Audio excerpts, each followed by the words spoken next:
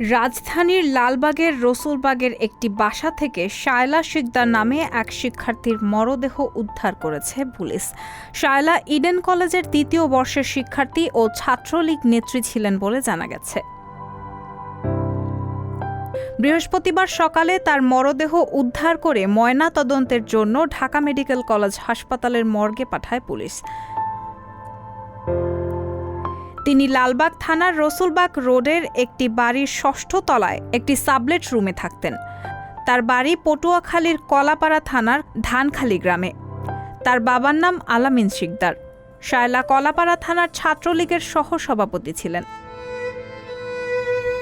বিষয়টি নিশ্চিত করে লালবাগ থানার উপপরিদর্শক অজয় কৃষ্ণ পাল বলেন, শায়লা লালবাগের রসুলবাগ রোডের একটি বাড়ির ৬ষ্ঠ তলায় সাবলেট থাকতেন।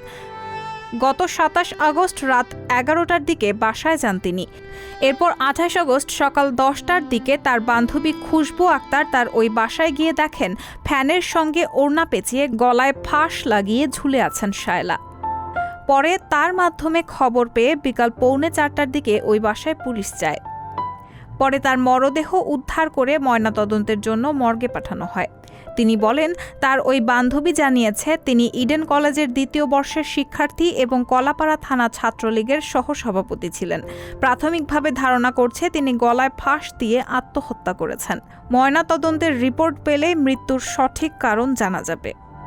রায়হানা মুন, সবার কথা।